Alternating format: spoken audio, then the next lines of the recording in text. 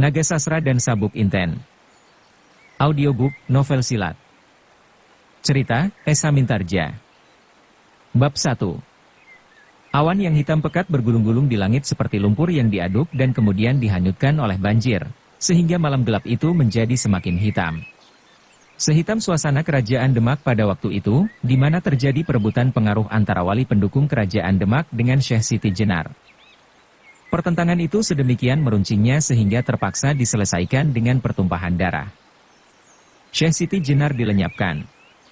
Disusul dengan terbunuhnya Ki Kebo Kenanga yang juga disebut Ki Ageng Pengging.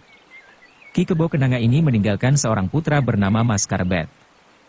Karena dibesarkan oleh Nyai Ageng Tingkir, kemudian Mas Karbet juga disebut Jaka Tingkir. Jaka Tingkir inilah yang kemudian akan menjadi raja, menggantikan Sultan Trenggana. Jaka Tingkir pula yang memindahkan pusat kerajaan dari Demak ke Pajang. Pada masa yang demikian, tersebutlah seorang saudara muda seperguruan dari Ki Ageng Pengging yang bernama Mahesa Jenar. Karena keadaan sangat memaksa, Jaka Tingkir pergi meninggalkan kampung halaman, sawah, ladang, serta wajah-wajah yang dicintainya. Ia merantau untuk menghindarkan diri dari hal-hal yang tak diinginkan.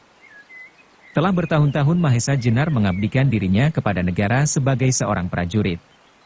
Tetapi karena masalah perbedaan ajaran tentang kepercayaan yang telah menimbulkan beberapa korban, ia terpaksa mengundurkan diri, meskipun kesetiaannya kepada Demak tidak juga susut.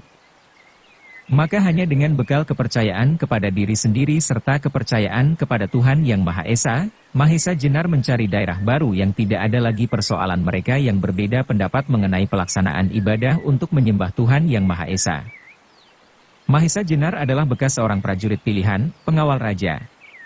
Ia bertubuh tegap kekar, berdada bidang. Sepasang tangannya amat kokoh, begitu mahir mempermainkan segala macam senjata, bahkan benda apapun yang dipegangnya. Sepasang matanya yang dalam memancar dengan tajam sebagai pernyataan keteguhan hatinya, tetapi keseluruhan wajahnya tampak bening dan lembut. Ia adalah kawan bermain Ki Ageng Sela pada masa kanak-kanaknya. Ki Ageng Sela inilah yang kemudian menjadi salah seorang guru dari Mas Karbet, yang juga disebut Jaka Tingkir, sebelum menduduki tahta kerajaan. Meskipun mereka bukan berasal dari satu perguruan, tetapi karena persahabatan mereka yang karib, maka seringkali mereka berdua tampak berlatih bersama. Saling memberi dan menerima atas izin guru mereka masing-masing. Gerak Mahesa Jenar sedikit kalah cekatan dibanding dengan Sela yang menurut cerita adalah cucu seorang bidadari yang bernama Nawangwulan. Betapa gesitnya tangan Ki Ageng Sela, sampai orang percaya bahwa ia mampu menangkap petir. Tetapi Mahesa Jenar lebih tangguh dan kuat. Dengan gerak yang sederhana, apabila dikehendaki ia mampu membelah batu sebesar kepala kerbau dengan tangannya. Apalagi kalau ia sengaja memusatkan tenaganya. Pada malam yang kelam itu Mahesa Jenar mulai dengan perjalanannya dari rumah almarhum kakak seperguruannya, Ki Kebo Kenanga di Pengging. Ia sengaja menghindarkan diri dari pengamatan orang. Mula-mula Mahesa Jenar berjalan ke arah selatan dengan menanggalkan pakaian keprajuritan, dan kemudian membelok ke arah matahari terbenam. Setelah beberapa hari berjalan, sampailah Mahesa Jenar di suatu perbukitan yang terkenal sebagai bekas kerajaan seorang raksasa bernama Prabu Baka, sehingga perbukitan itu kemudian dikenal dengan nama Pegunungan Baka. Salah satu puncak dari perbukitan ini, yang bernama Gunung Ijo, adalah daerah yang sering dikunjungi orang untuk menyepi. Disinilah dahulu Prabu Baka bertapa sampai diketemukan seorang gadis yang tersesat ke puncak Gunung Ijo itu. Mula-mula gadis itu akan dimakannya, tetapi niat itu diurungkan karena pesona kecantikannya. Bahkan gadis itu kemudian diambilnya menjadi permaisuri, ketika ia kemudian dapat menguasai kerajaan Prambanan. Gadis cantik itulah yang kemudian dikenal dengan nama Roro Jonggrang. Dan karena kecantikannya pula Roro Jonggrang oleh Bandung Bandawasa, yang juga ingin memperistrinya setelah berhasil membunuh Prabu Baka, disumpah menjadi patung batu. Candi tempat patung itulah yang kemudian terkenal dengan nama Candi Jonggrang.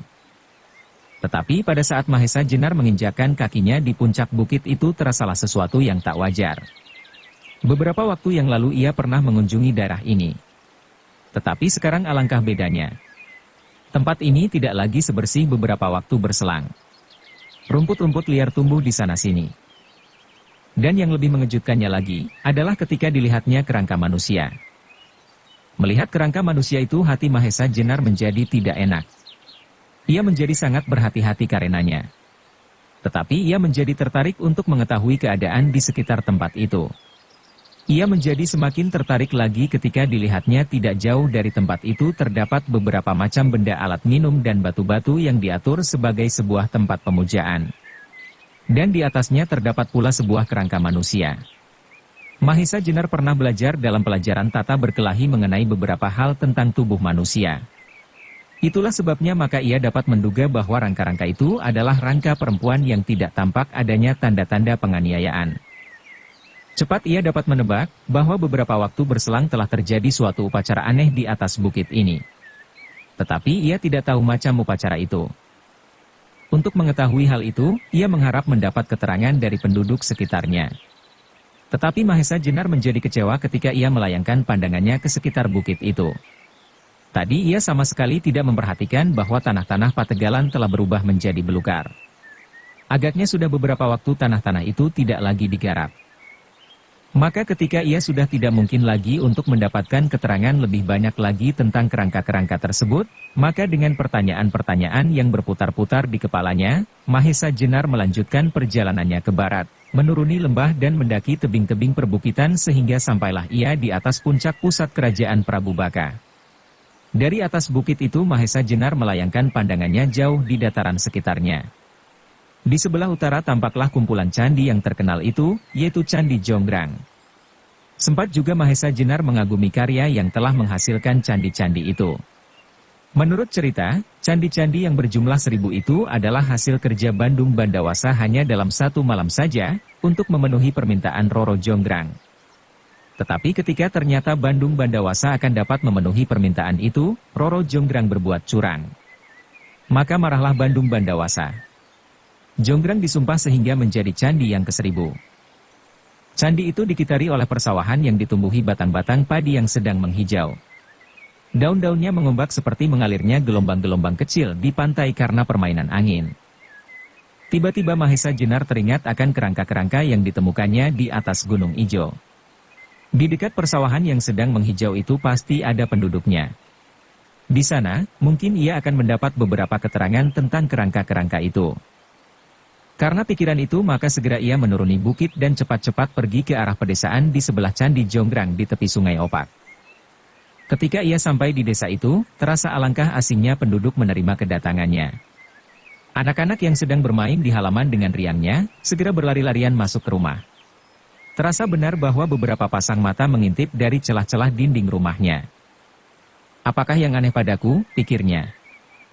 Ia merasa susah untuk menemukan orang yang dapat diajak berwawancara untuk menjalankan beberapa soal, terutama mengenai peristiwa Gunung Ijo. Rumah-rumah di kiri kanan jalan desa itu serasa tertutup baginya. Beberapa kali ia berjalan hilir mudik kalau-kalau ia berjumpa dengan seseorang yang dapat ditanyainya atau seseorang yang menyapanya. Tetapi sudah untuk kesekian kalinya tak seorang pun dijumpainya, dan tak seorang pun menyapanya. Akhirnya ia mengambil keputusan untuk mengetuk salah satu dari sekian banyak pintu-pintu yang tertutup.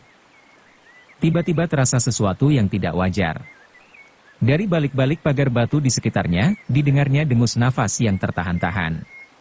Tidak hanya dari 1-2 orang, tetapi rasa-rasanya banyak orang yang bersembunyi di balik pagar-pagar itu. Mahesa Jenar tidak mengerti maksud mereka mengintip dari balik-balik pagar. Karena itu ia pura-pura tidak mengetahui akan hal itu. Tetapi ketika ia akan melangkahkan kakinya menginjak ambang regol sebuah halaman, berloncatanlah beberapa orang laki-laki dari balik pagar-pagar batu di sekitarnya. Semuanya membawa senjata. Golok-golok besar, tombak panjang dan pendek, pedang, keris dan sebagainya. Mahesa Jenar sebentar terkejut juga, tetapi cepat otaknya bekerja. Ia segera mengambil kesimpulan bahwa agaknya memang pernah terjadi sesuatu di daerah ini. Ia juga menduga bahwa orang-orang itu tak bermaksud jahat. Mereka hanya berjaga-jaga dan waspada. Sebagai orang asing di daerah berbahaya sudah sepantasnya lah bahwa ia dicurigai. Itulah sebabnya ia mengambil keputusan untuk tidak berbuat apa-apa dan hanya akan menurut semua perintah yang akan diterima. Orang yang menjadi pemimpin rombongan itu berperawakan sedang. Badannya tak begitu besar, tetapi otot-ototnya yang kuat menghias seluruh tubuhnya. Di antara jari-jari tangan kanannya terselip sebuah trisula, yaitu sebuah tombak bermata 3. Di sampingnya berdiri seorang yang berperawakan tinggi besar, berkumis lebat. Pandangannya tajam berkilat-kilat. Ia tak bersenjata tajam apapun kecuali sebuah cambuk besar yang ujungnya lebih dari sedepa panjangnya, dan pada juntai cambuk itu diikatkan beberapa potongan besi, batu dan tulang-tulang. Rupa-rupanya ia merupakan salah seorang tokoh terbesar dari para pengawal desa itu, di samping beberapa pengawal lain yang segera mengepungnya. "Ikut kami." Tiba-tiba terdengarlah sebuah perintah yang menggelegar keluar dari mulut orang yang tinggi besar itu. Terasalah oleh Mahesa Jenar betapa orang yang tinggi besar itu ingin mempengaruhinya dengan suaranya. Mahesa Jenar yang sudah mengambil keputusan untuk tidak berbuat sesuatu yang dapat menimbulkan keributan, menuruti perintah itu dengan patuh. Orang yang tinggi besar itu berjalan di depan bersama-sama dengan pemimpin rombongan, kemudian berjalanlah di belakangnya Mahesa Jenar diiringi oleh para pengawal. Rombongan itu berjalan menyusur jalan desa menuju ke sebuah rumah yang agak lebih besar dari rumah-rumah yang lain, berpagar batu agak tinggi dan berhalaman luas. Mereka memasuki halaman itu dengan melewati sebuah gerbang yang dikawal orang di kiri kanannya, sedangkan di halaman itu pun telah pula menanti beberapa orang laki-laki yang juga bersenjata. Di antara mereka berdirilah seorang laki-laki yang sudah agak lanjut usianya. Pemimpin rombongan serta orang yang tinggi besar langsung mendatangi orang tua itu. Mahesa Jenar masih saja mengikuti di belakangnya. "Kakang Demang," lapor pemimpin rombongan itu, "orang ini terpaksa kami curigai. Selanjutnya terserah kebijaksanaan Kakang." Orang tua yang ternyata Demang dari darah itu, mengangguk-anggukan kepalanya. Beberapa garis umur telah tergores di wajahnya, tetapi ia masih nampak segar dan kuat. Wajahnya terang dan bersih. Giginya masih utuh, putih berkilat di antara bibir-bibirnya yang tersenyum ramah. "Ia sedang menyelidiki darah kami, Kakang." Mungkin ia menemukan seorang gadis untuk korbannya, tiba-tiba laki-laki yang tinggi besar itu menyambung dengan suaranya yang bergerak. Sesudah itu ia memandang berkeliling dan tampaklah setiap laki-laki yang kena sambaran matanya mengangguk-angguk kecil tanpa keyakinan apa-apa. Pikiran yang terang dari Mahesa Jenar segera dapat menghubungkan ucapan ini dengan kerangka-kerangka yang ditemuinya di Gunung Ijo.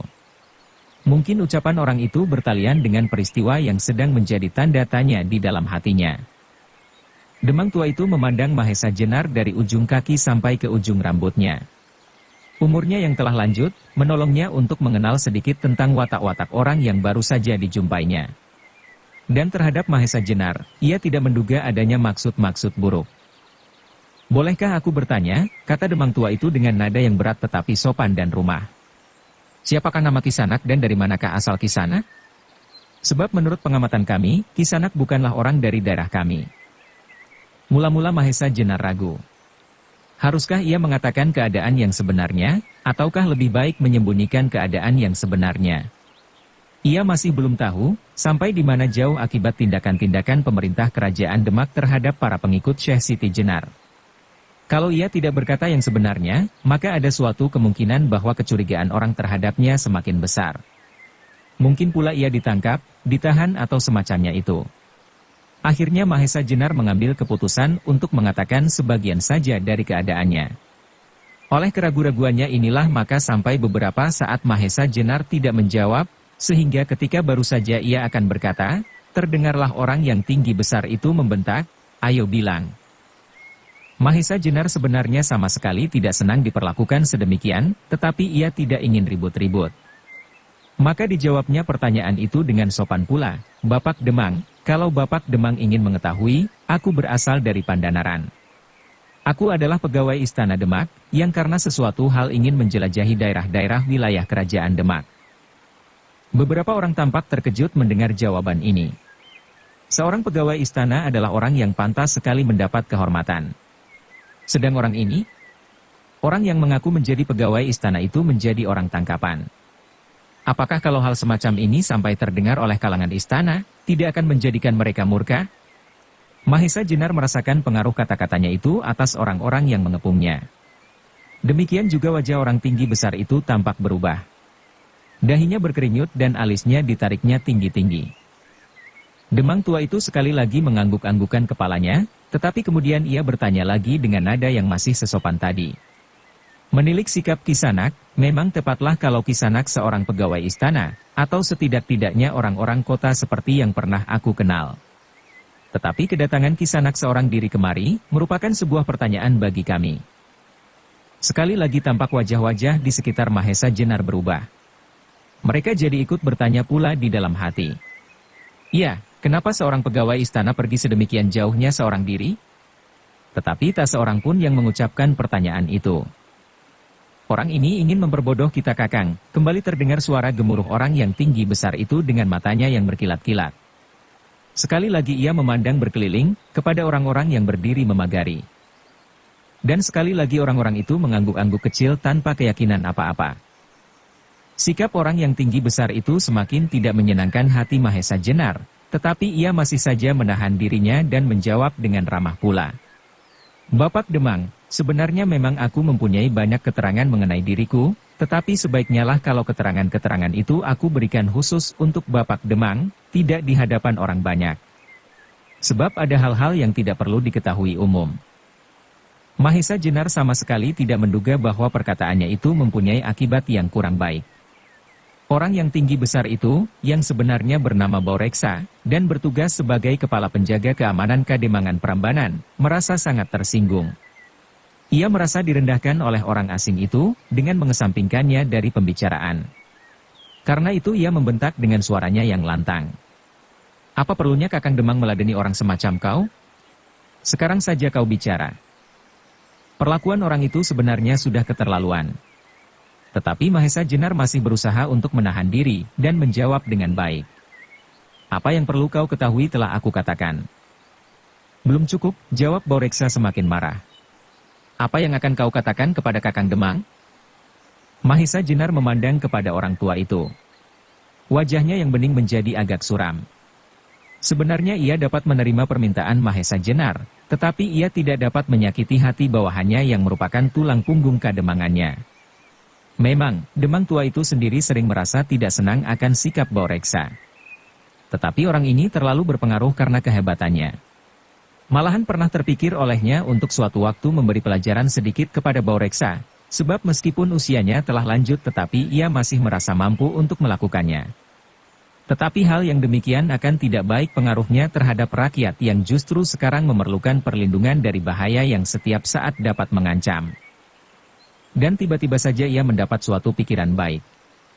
Menilik tubuh, sikap dan gerak-gerik Mahesa Jenar, orang tua yang sudah banyak pengalaman itu segera mengenal bahwa Mahesa Jenar bukan orang yang pantas direndahkan. Ia tersenyum dalam hati karena pikiran itu. Lalu bagaimanakah sebaiknya Baureksa? Tanya Demang tua itu. Sikap Baureksa semakin garang. Ia merasa bahwa Demangnya akan menyerahkan segala sesuatu kepadanya. Orang itu harus berkata sebenarnya, katanya. Kalau tidak mau, pancing Demang itu. Dipaksa, jawab Baureksa tegas-tegas. Dan jawaban ini memang diharapkan sekali oleh Demang tua itu. Bagus, terserah kepadamu. Yang lain sebagai saksi atas apa yang terjadi, katanya. Keadaan berubah menjadi tegang. Tak seorang pun mengerti maksud dari kepala daerahnya itu. Sebenarnya orang-orang itu sama sekali tak menghendaki kejadian-kejadian semacam itu, sebab dalam pandangan mereka, Mahesa Jenar adalah orang yang sopan dan baik. Kalau sekali Baureksa sudah bertindak, biasanya tak dapat dikendalikan lagi. Dan orang yang diperiksanya biasanya kesehatannya tak dapat pulih kembali. Tetapi tak seorang pun yang berani menghalang-halanginya sifat-sifatnya yang mengerikan itu. Apalagi kalau orang itu benar-benar pegawai istana, maka apakah kiranya yang akan terjadi? Berbeda sekali dengan pikiran Baureksa. Ia menjadi gembira seperti anak-anak yang mendapat mainan. Meskipun ia juga mempunyai otak, tetapi tidak dapat bekerja dengan baik. Adatnya keras dan lekas marah. Apalagi setelah beberapa waktu yang lalu, pada waktu terjadi huru-hara, dan ia tidak mampu untuk mengatasinya. Maka sekarang ia ingin mengembalikan kepercayaan rakyat atas kehebatannya dengan menumpahkan segala dendamnya kepada orang asing itu. Tetapi untuk itu ia tidak akan segera turun tangan sendiri. Ia ingin melihat dahulu sampai di mana kekuatan barang mainannya. Sebab bagaimana tumpulnya otak Baureksa, namun ia masih juga melihat suatu kemungkinan yang ada pada calon korbannya. Sebaliknya Mahesa Jenar mengeluh dalam hati. Cepat ia dapat menangkap maksud Demang tua yang bijaksana itu dengan menangkap pandangan matanya. Permainan berbahaya, pikirnya. Demang tua itu sama sekali belum mengenal aku, sebaliknya aku pun belum mengenal orang macam Baureksa itu. Tetapi bagaimanapun, Mahesa Jenar terpaksa melayaninya kalau ia tidak mau menjadi bulan-bulanan celaka. Gagak Ijo, tiba-tiba terdengar Baureksa berteriak keras-keras. Dan orang yang dipanggilnya Gagak Ijo itu dengan gerak yang cekatan meloncat ke hadapan Baureksa. Gagak Ijo yang nama sebenarnya adalah Jagareksa adalah seorang pembantu, bahkan tangan kanan Baureksa. Kedua-duanya mempunyai sifat yang hampir sama. Tubuhnya agak pendek bulat, sedang otot-ototnya menjorok keluar membuat garis-garis yang sama jeleknya dengan garis-garis wajahnya. Suruh orang itu bicara, perintah Baureksa. Bicara tentang apa Kakang? Tanya Gagak Ijo. Mendengar pertanyaan itu, Baureksa memaki keras-keras, bodoh kau. Suruh dia bicara, di mana rumahnya, di mana gerombolannya, dan suruh dia katakan kapan gerombolannya akan datang lagi untuk menculik gadis. Gagak Ijo mengangguk-anggukan kepalanya. Sekarang ia sudah tahu tugasnya. Memeras keterangan dari orang asing itu. Perlahan-lahan Gagak Ijo memutar tubuhnya, menghadap Mahesa Jenar. Sebentar ia mengatur jalan nafasnya, dan dengan perlahan-lahan pula ia mendekati korbannya. Suasana menjadi bertambah tegang. Peristiwa semacam ini telah berulang kali terjadi, biasanya dilakukan terhadap para penjahat atau terhadap mereka yang melanggar adat. Tetapi sekali ini, orang-orang Kademangan itu merasakan adanya suatu perbedaan dengan kejadian-kejadian yang pernah terjadi. Jawab setiap pertanyaanku dengan betul, perintah Gagak Ijo dengan garangnya. Matanya menjadi berapi-api dan mulutnya komat kamit. Siapa namamu? Pertanyaan yang pertama ini mengejutkan Mahesa Jenar. Ia tidak menduga bahwa dari mulut orang itu akan keluar pertanyaan yang demikian. Maka untuk pertanyaan yang pertama ini Mahesa Jenar menjawab dengan tenangnya. Namaku Mahesa Jenar. Rupa-rupanya ketenangannya ini sangat mengagumkan orang-orang yang menyaksikan peristiwa itu.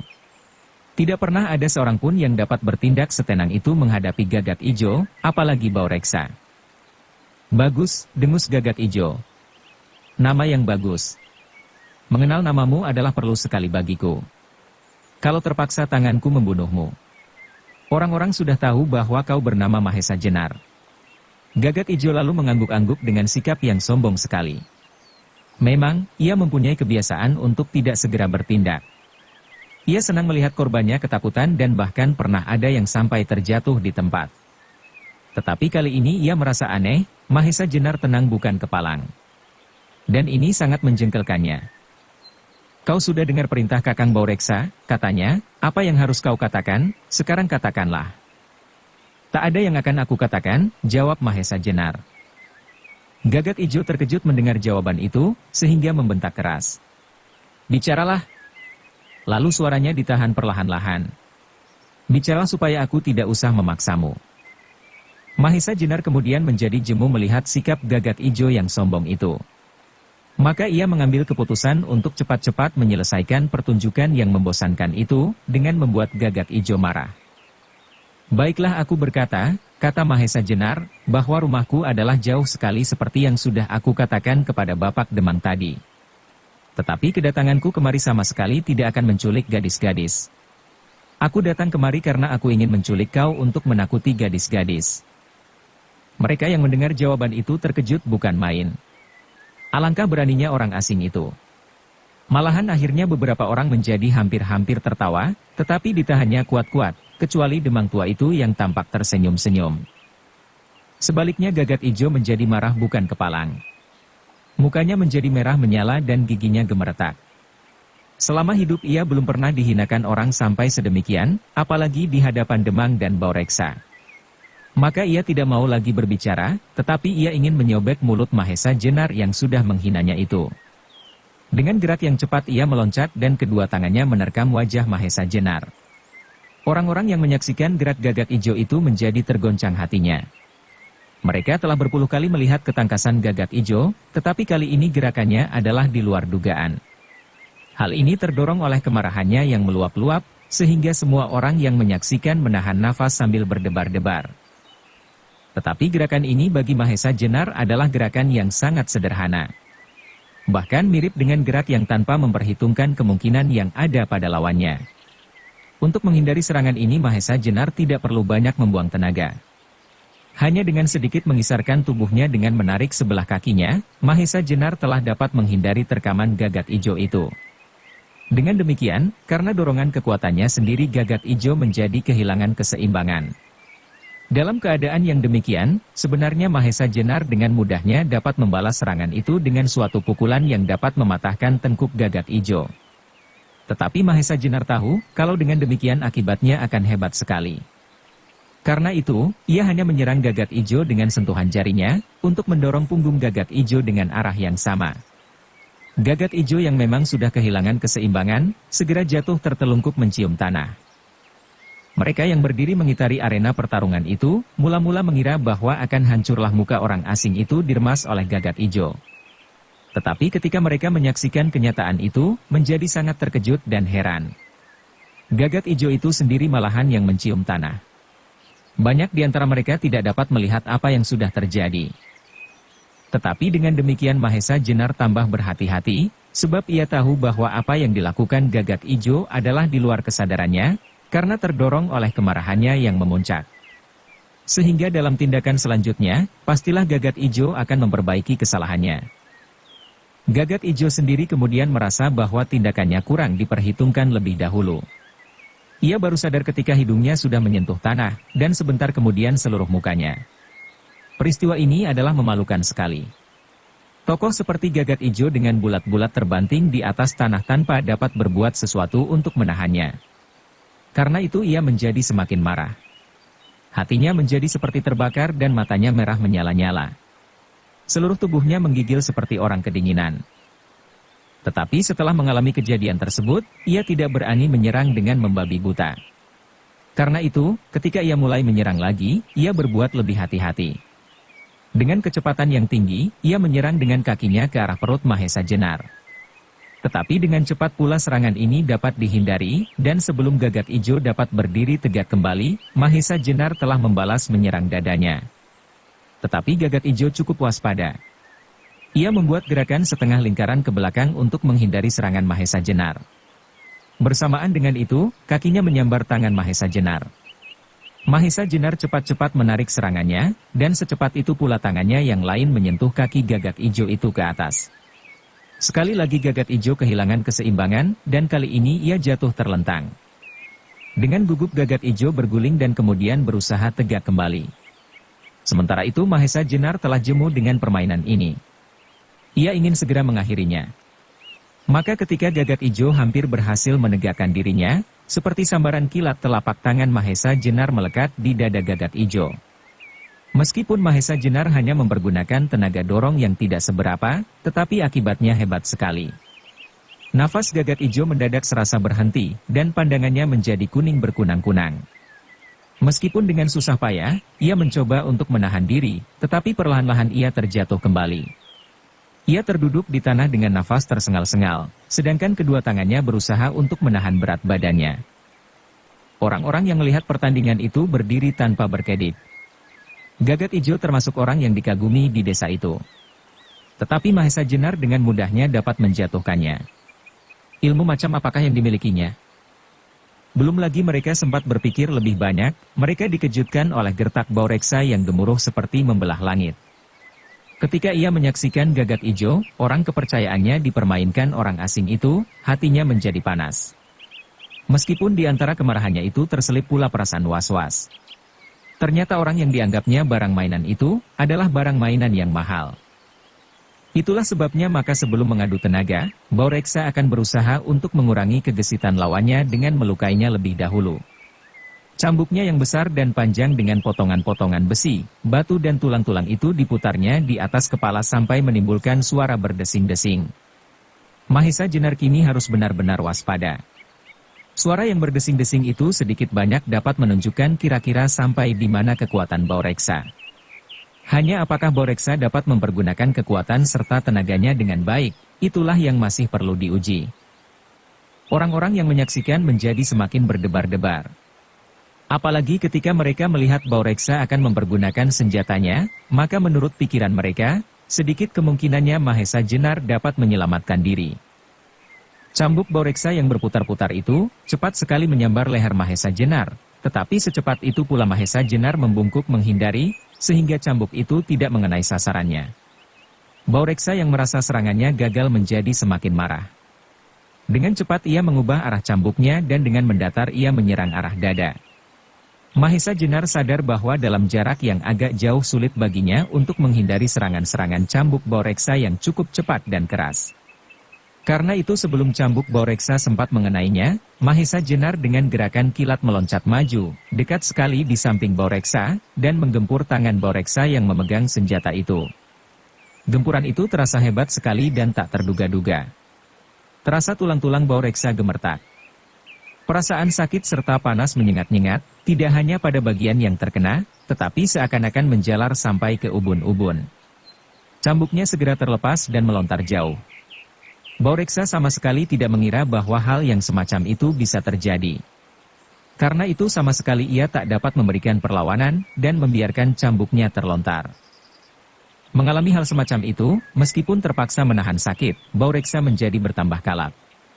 Ia mengumpulkan segenap tenaganya dan ingin menebus malunya dengan mematahkan leher lawannya. Dengan sekuat tenaga ia menyembunyikan rasa sakitnya, sehingga Mahesa Jenar tak dapat mengukur akibat gempurannya dengan pasti. Baureksa cepat-cepat menarik diri untuk segera bersiap-siap menyerang, sedangkan Mahesa Jenar pun telah bersiap pula menghadapi segala kemungkinan.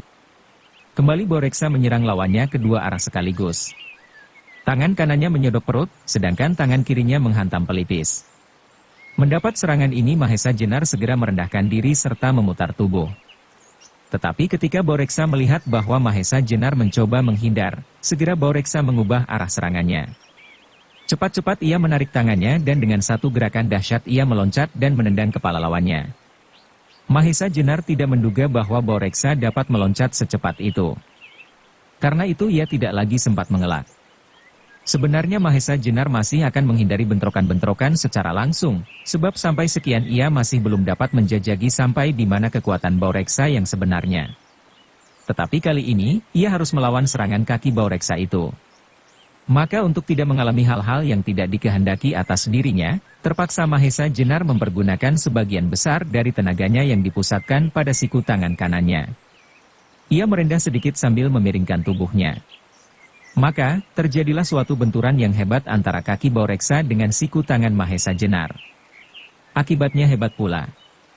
Baureksa ternyata telah mengerahkan seluruh tenaganya, dan ketika ia melihat bahwa Mahesa Jenar tidak sempat mengelakkan serangannya, ia sudah memastikan bahwa orang asing itu akan terpelanting dan tidak akan dapat bangun kembali. Tetapi dugaan itu ternyata meleset sama sekali. Ketika kaki Baureksa yang sudah mengerahkan seluruh tenaganya itu menyentuh siku tangan Mahesa Jenar, Baureksa merasa bahwa kakinya seolah-olah menghantam dinding batu yang keras sekali. Dan kini tulang-tulang kakinya lah yang bergemertakan, sedangkan ia terpental oleh kekuatannya sendiri dan dengan kerasnya terbanting di tanah, sehingga tidak sadarkan diri. Orang-orang yang menyaksikan peristiwa itu, serentak hatinya bergetar, sampai beberapa orang menggigil karena tegang. Beberapa orang tidak dapat mengikuti dengan pandangan matanya tentang apa yang terjadi. Yang mereka ketahui hanyalah Baureksa terbanting di tanah hingga pingsan. Demang Pananggalan, demikian nama Demang tua itu, hatinya menjadi cemas menyaksikan pertempuran itu. Sebab kalau sampai terjadi sesuatu hal, dialah yang harus bertanggung jawab. Cepat-cepat ia mendekati Baureksa yang sedang pingsan. Dirabanya seluruh tubuhnya. Ia menjadi terkejut sekali ketika tangannya meraba kaki Baureksa yang membentur siku Mahesa Jenar. Kaki itu terasa dingin sekali dan di beberapa bagian terasa adanya luka dalam yang berbahaya bila tidak lekas-lekas mendapat pertolongan. Orang-orang yang berkerumun menjadi terdiam seperti patung. Mereka tidak tahu lagi bagaimana harus menilai kehebatan orang asing itu, yang dengan bermain-main saja telah dapat mengalahkan Gagak Ijo dan kemudian sekaligus Baureksa. Demang Penanggalan yang cemas atas keadaan Baureksa segera memanggil orang untuk memanggil Ki Asem Gede, seorang tua yang pandai mengobati segala macam penyakit, termasuk luka-luka dalam yang timbul karena benturan-benturan semacam itu. Di dalam hati ia mengagumi kehebatan orang asing itu yang dapat melukai lawannya, sedemikian hebatnya hanya dengan pertahanan. Bagaimana kalau ia sengaja menyerang dan sengaja menghantam lawannya? Adapun Mahesa Jenar sendiri ketika melihat akibat dari benturan yang terjadi, menjadi agak menyesal juga, bahwa ia telah mempergunakan terlalu banyak tenaganya sehingga Borekso menjadi pingsan. Perlahan-lahan ia memandangi orang-orang yang berdiri di sekelilingnya dengan sikap waspada. Sebab, bermacam-macam kemungkinan dapat terjadi dengan jatuhnya Borekso. Sementara itu Boreksa dan Gagak Ijo telah diangkat orang ke dalam sambil menunggu Ki Asem Gede. Kini perhatian orang seluruhnya tertumpah kepada Mahesa Jenar yang masih belum bergeser dari tempatnya. Hanya sebentar mereka melirik juga kepada Demang Pananggalan, sambil bertanya-tanya di dalam hati, apakah seterusnya yang akan diperbuat oleh Demang tua itu? Sebenarnya pada saat itu Demang Pananggalan telah mengambil keputusan untuk mempersilahkan Mahesa Jenar masuk ke rumah Kademangan dan memberikan keterangan-keterangan. Tetapi segera keadaan menjadi tegang kembali ketika seseorang dengan langkah yang tegap dan tenang memasuki gelanggang. "Kakang Demang," kata orang itu dengan nada yang berat berwibawa, "perkenankanlah aku memperkenalkan diri terhadap orang asing ini." Alangkah terkejutnya Demang Pananggalan melihat orang itu memasuki gelanggang. Ia menjadi kebingungan, sebab sama sekali ia tidak menduga bahwa persoalannya akan berlarut-larut. Orang itu adalah pemimpin pasukan yang menangkap Mahesa Jenar tadi, dan ia adalah adik kandung Demang tua itu. Beberapa kali adik kandungnya yang bernama Mantingan itu menyatakan ketidaksenangannya atas sikap Boreksa yang sering adigang adigung adiguna. Dan mendadak ia ingin membelanya. Melihat kebingungan dan keraguan-raguan Demang Pananggalan, Mantingan menyambung, "Aku tidak akan membela seseorang, Kakang. Tetapi aku tidak mau orang lain menyangka betapa lemahnya Kademangan ini. Kami tidak tahu siapakah orang asing itu. Syukurlah kalau ia bermaksud baik, tetapi kalau orang itu ingin menjajaki kekuatan kita, alangkah berbahayanya. Sedangkan keterangan yang diberikan bukanlah berarti suatu kebenaran yang harus kita percaya demikian saja." "Tetapi maksudku bukan kau, Mantingan," kata Demang itu tergagap. Sebab ia tahu bahwa adiknya adalah orang yang berilmu. Ia adalah orang yang lebih hebat daripada dirinya sendiri. Ia adalah murid kedua Ki Ageng Supit di Wanakerta. Bersambung ke bab 2. Dukung kami dengan subscribe, follow, like, komen dan share. Terima kasih.